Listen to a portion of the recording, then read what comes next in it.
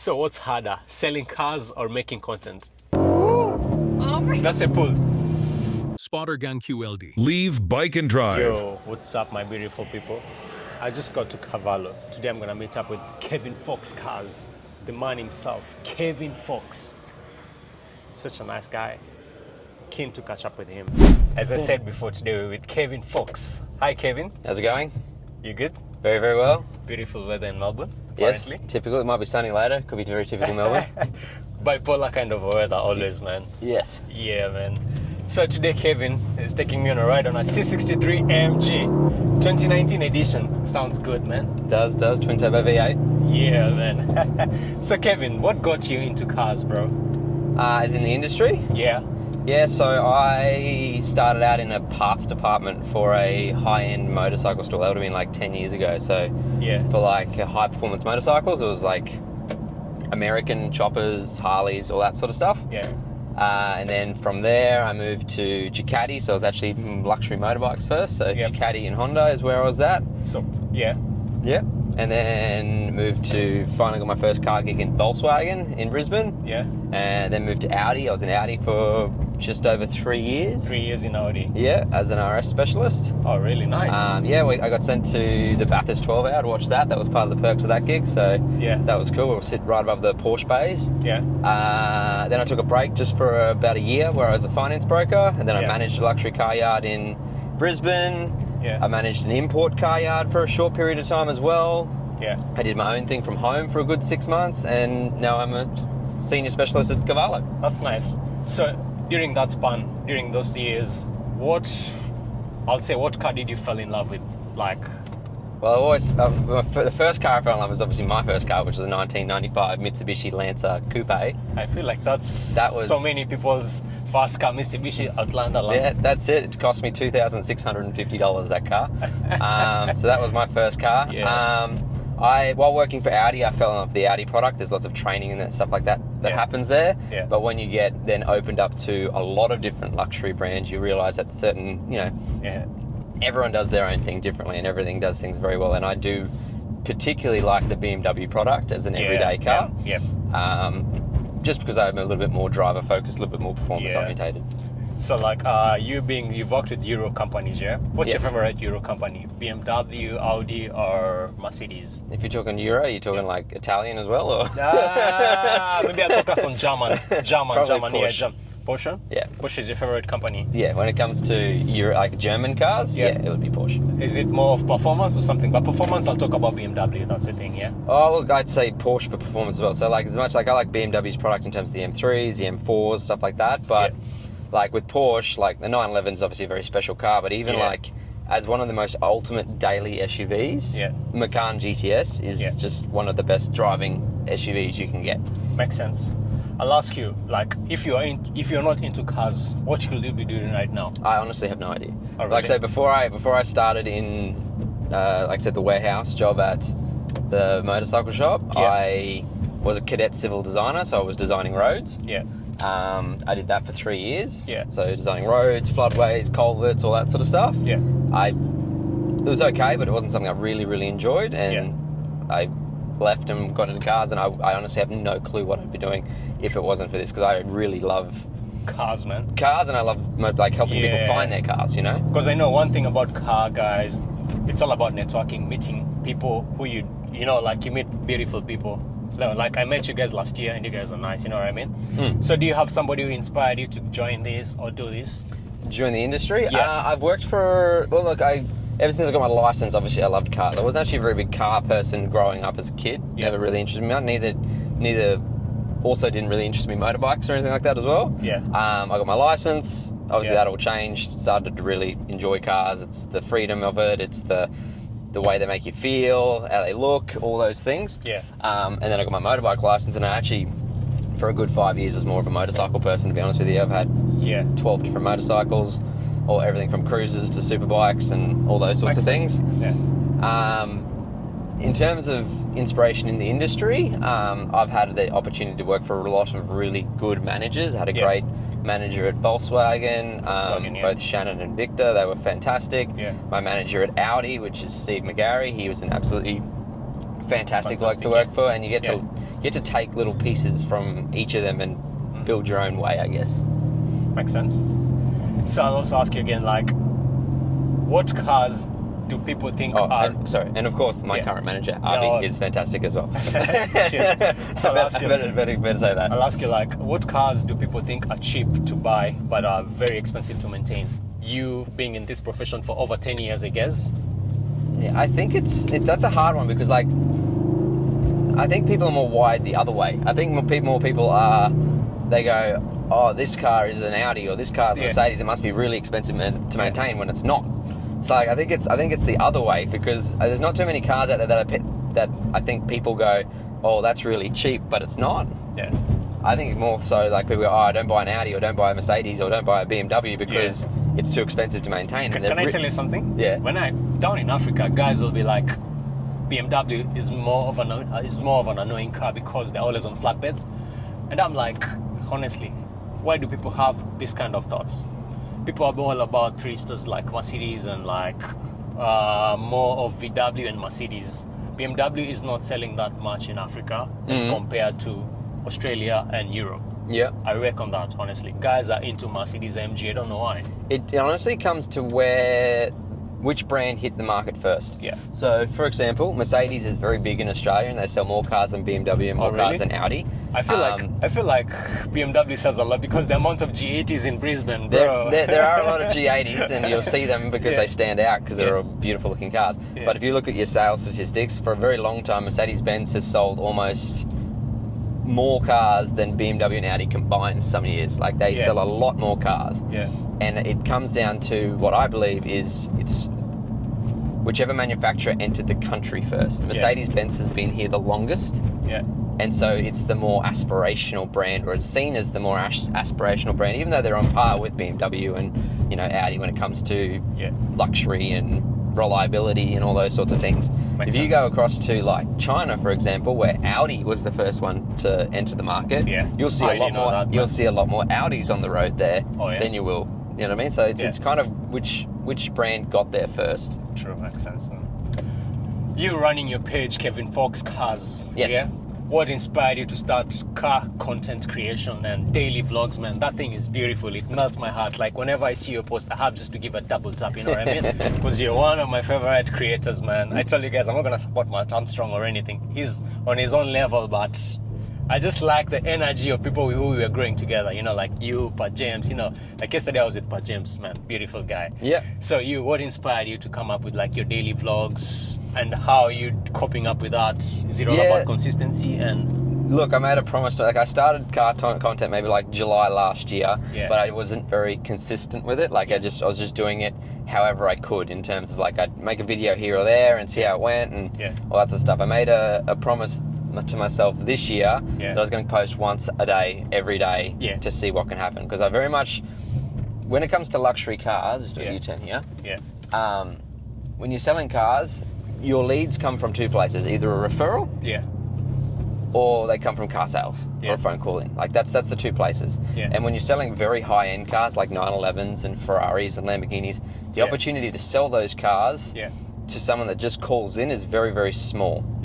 So my page, what inspired me to start my page is I wanted to make a very big personal brand. Like there's guys over in the States or the UK like George Saliba, George from GVE, and he's not GVE anymore, but that George. They have these massive followings that people will come and see them just because they know their face. And you know, there's Russ Flips Whips or whatever as well. Like, you know, fantastic car content creators are all in the States, but I've never really seen too much of it here in Australia. So that's what started the thing, is I want people to be able to reach out to me, ask me questions if they have any questions. Not even necessarily having to come and buy a car from me, but just to talk to. I just want to be in that space them, so that people know me, people feel comfortable coming to talk to me, and then you know, when they hear a friend looking for a car or they're looking for a car, they go, oh, Kevin Fox Cars, and then they'll come and it's already happened like twice ever since I started posting consistently. I sold a car to a gentleman in South Australia. It was my first sale on TikTok. It was fantastic. I got, just the last week, I had a customer reach out wanting to sell the Macan GTS. They came in, we bought their Macan GTS. So in 2 months I've done two deals because in general I like also the creation process.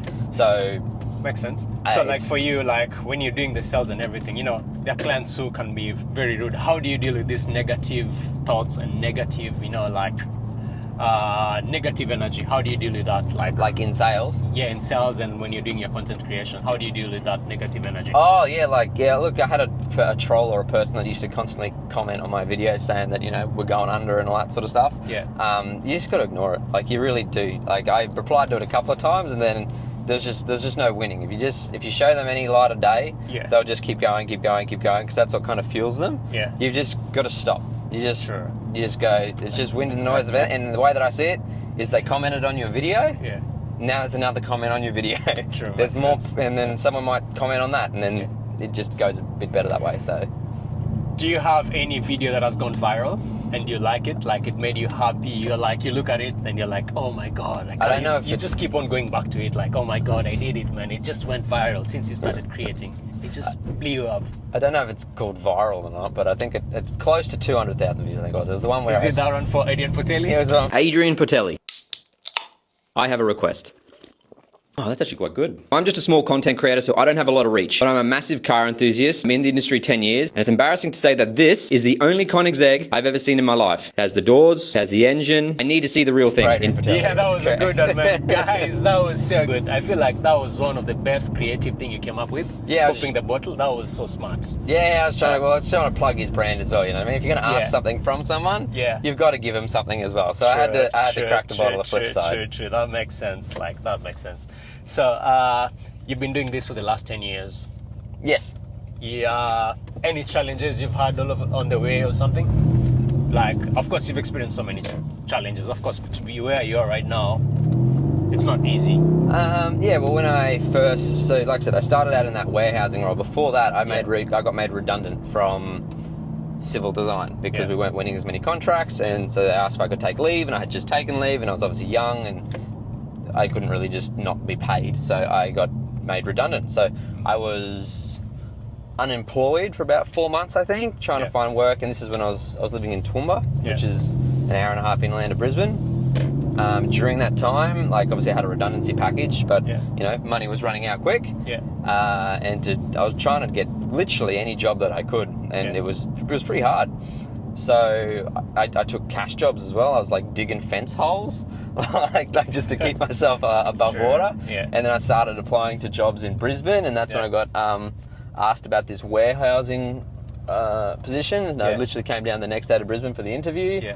And then I started, and I just had to move all my stuff because that was the only place I could get a job. So I got to start in the industry, and then that's where it kind of led to. Deep down, do you like Melbourne? The car scene here, is it good? Yeah, it's good. Yeah, it is. I still love my Queensland weather, obviously. I know, man. But no, weather's good. Melbourne's good. It's been interesting to.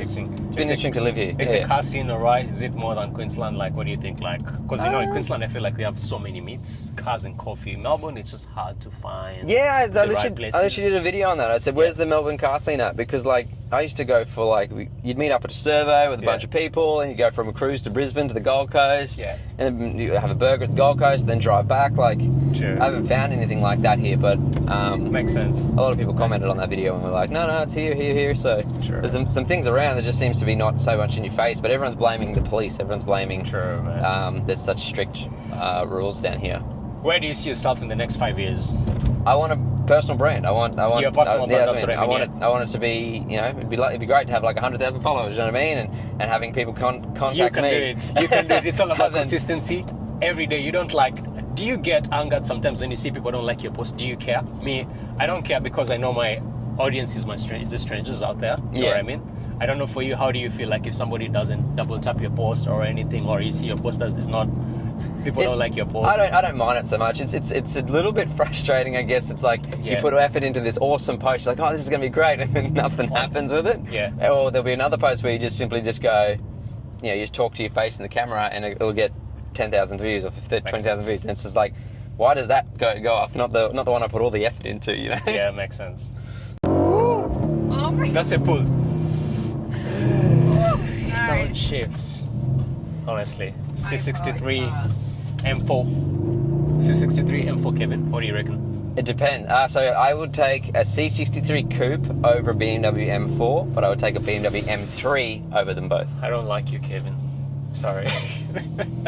I take a C63 That's a wrong Coupe. choice you did. C63 Coupe is better than an M4, but an Yeah. M3 beats both of them. How was the ride on the C63? It's amazing. Oh my god. You love It's C63, so yeah? super good, I know. Thanks to It's- this I legend. can just, it's amazing. So what's harder, selling cars or making content? I don't find them either of them particularly hard. The content's probably the hard bit, is just coming up with it, or even just having the time around my day job. Yeah. Selling cars, I don't think is a difficult task. It's quite literally just providing a service to a customer, being easy to talk to, showcasing what the cars have got. Yeah. The hardest thing that I guess most salespeople struggle with is they do the whole 9 yards. They do 90% of it, Yeah. and they just struggle with asking that final question of, "Hey, do you want to buy the car?" Like that's the thing that most salespeople will get stuck with. So do you like get empty promises, like clients will be like, oh, I'll come down, I'm gonna buy that car and all, you know, like Look, some- you get that sort of stuff all the time. Like you'll have people going, "Oh yeah, I'm going to put a deposit through," and then they're gone. They just disappear. Like, you know, that sometimes they'll always use you as a yardstick to just get you a better deal from somewhere else. Yeah.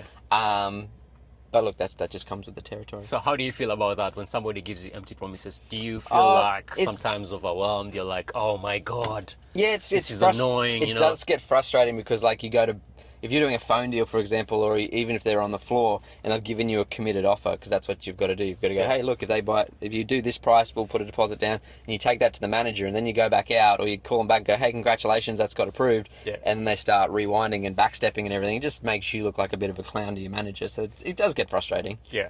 So I'll ask you one serious question. I get asked a lot, like, would you finance a car in Australia, or maybe, no, will you finance your dream car, or you'll prefer you get it with cash?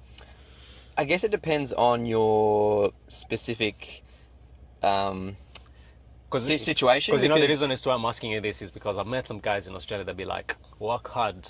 Don't see me driving the supercars. I'm not bought it with finance. I bought it with cash.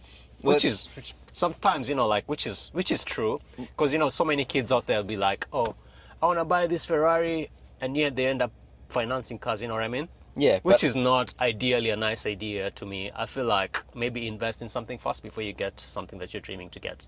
Yeah, well, look, I think it's just cash is a good idea and it sounds really good, but it's like it comes down to very specific situations. Like a lot of people who will finance these high-end cars will be financing it because they're such a good client. They're going to get a very low interest rate of, you know, let's say it's even if it's 5 or 6%, and they could invest their cash into something that's going to get them 10 to 15% back. Yeah. So it makes more sense for them to use their money in that asset Yeah, and finance the car, so they're earning money, not losing it. So makes sense. it just comes down to personal situations. But most people who are buying these cars or financing these high-end cars are usually very smart with their money.